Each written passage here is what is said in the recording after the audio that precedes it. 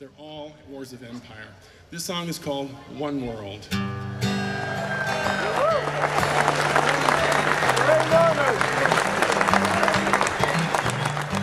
I woke this morning late in bed. I've been dreaming of one world where everyone's fed. Nobody's homeless, nobody's poor, no need for an empire, no reason for war in this one world. I believe in one world, I know it's one world. What else could it be? There's just one soul. Our next speaker is a journalist, author, and nationally recognized columnist and media critic who has been an outspoken war opponent. From Point Reyes, Norman Solomon.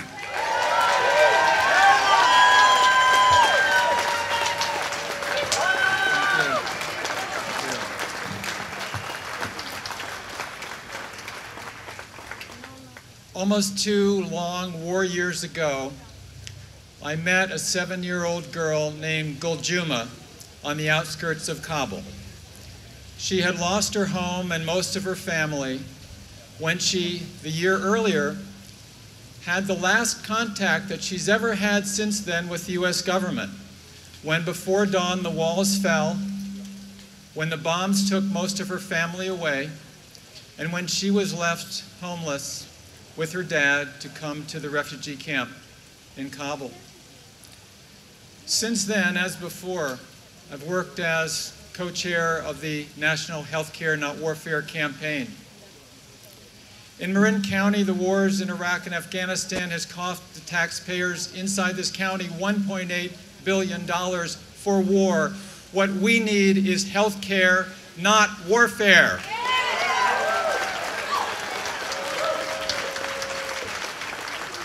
When Martin Luther King spoke against the madness of militarism, he was speaking about the Vietnam War, and he was talking about the perpetual war that we continue to live in today. We say no to perpetual war.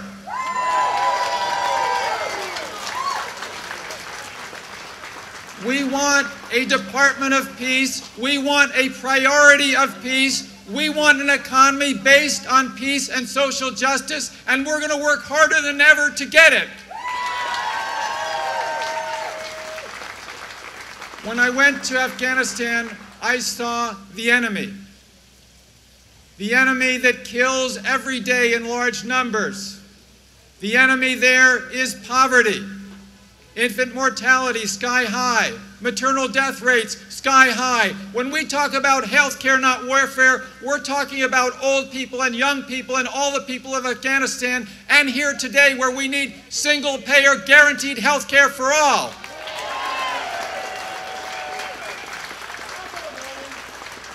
Now, we're told by a lot of pundits and supposed wise political acres that politics is the art of the possible. And then we're told it's not possible to have health care for everyone. We're told it's not possible to end perpetual war. We're told it's not possible to have an egalitarian society. If that's the case, we better redefine what we mean by possible and then work for the politics of the imperative. The imperative.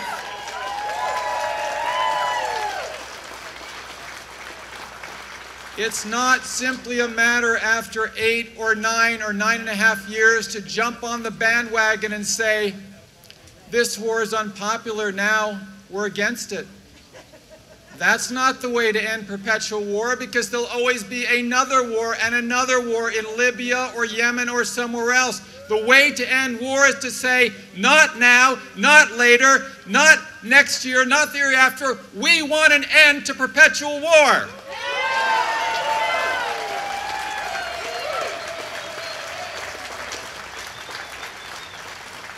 When Martin Luther King spoke about the madness of militarism, he also spoke about the imperative that we work as drum majors for peace. Not on the occasional bandwagon against this or that war, but 24/7, 365. drum majors for peace. Lynn Woolsey is one of the most important drum majors for peace in our lifetime.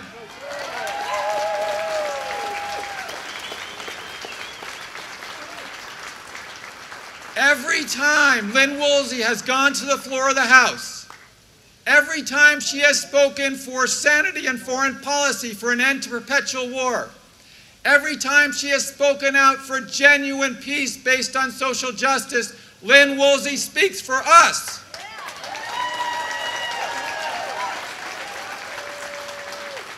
And that helps us to do what we must do today and tomorrow and every day.